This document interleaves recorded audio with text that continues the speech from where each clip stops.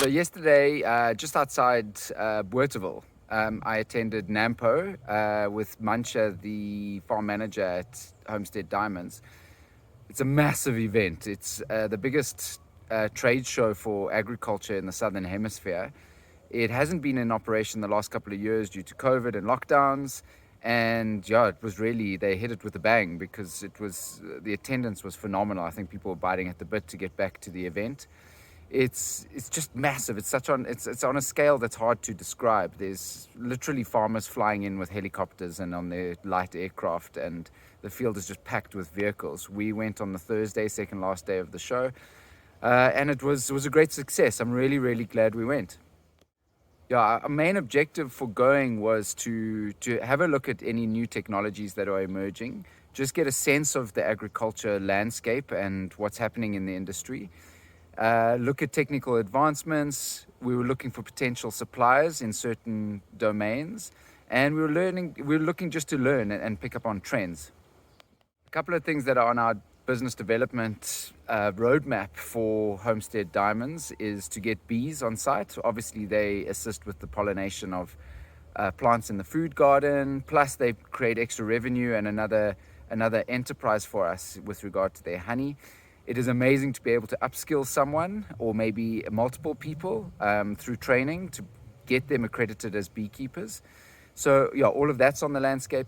We want to get sheep going, so part of the agriculture program that we've got running, and create resilience and diversity not only in the natural setting and with regard to sustainable agriculture, but also from a revenue perspective. You know, in tough years where you maybe have a bad crop or maybe the chickens aren't laying so well, then you have other enterprises that prop up the overall financial ecosystem of the farming operation. So we want to diversify.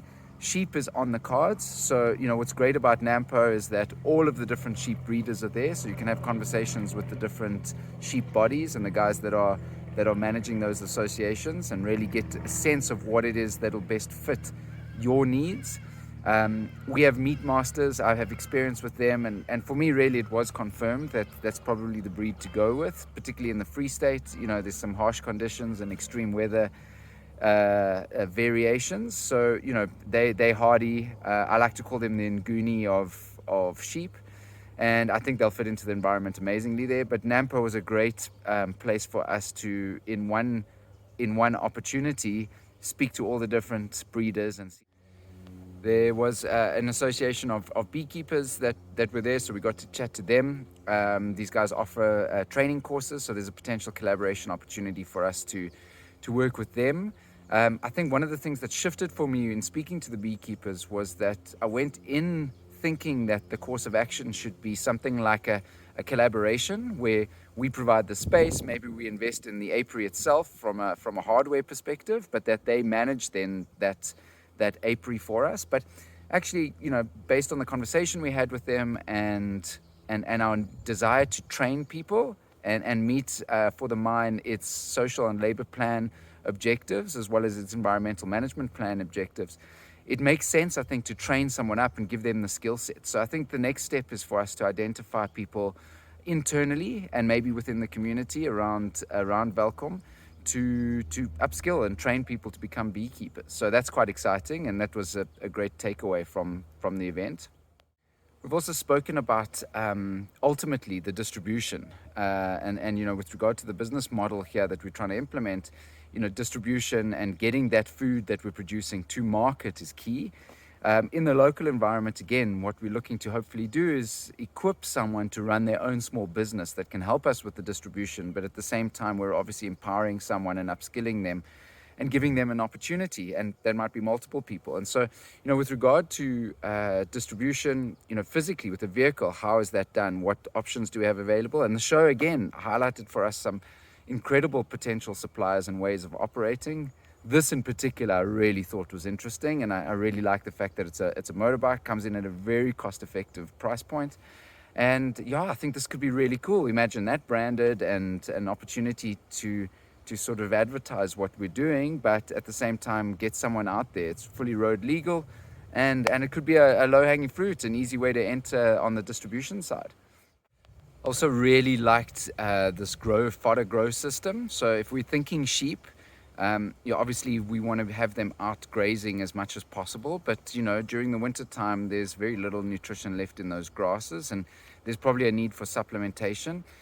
Also, we can grow probably more intensively the animals if we've got a supplement system. And we've worked out a model that effectively breaks even or is marginally profitable, even if you're bringing in all of the feed. But this system, apparently, according to the manufacturers, can sort of reduce your feed bill if you're bringing in feed by about 30%. So that in itself, I think, would pay for itself in a relatively short space of time. We'd have to do the maths on it and work it out, but I've always been intrigued by this idea of a fodder grow system where you're using barley or wheat or some other grass to be grown in this intensive fashion. In one of these grow units, you can apparently sort of grow for the need of different sizes, so a number of sheep that you might be wanting to support through the system. And it seems to me on the back of a napkin calculation that it sort of pay for itself relatively quickly. I like the idea of automation. So yeah, this is something definitely I think would put a proposal forward for. But yeah, it's good to again have come across someone who's actually supplying that, and be able to talk to them on the ground and get a good sense of exactly what and how the machine operates. One of my objectives with the show was a desire to find small-scale tool producers or manufacturers, people who are specifically designing agricultural tools for the small-scale farmer, for the market garden, for food gardens. There's a crowd in the States called Farmer's Friend. They've got some incredible tools, things that really make hand working a farm very efficient.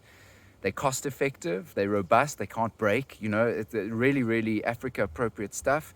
But I haven't found anyone that's distributing that locally. That's something we may need to look at. I might want to, maybe we can become a distributor for them.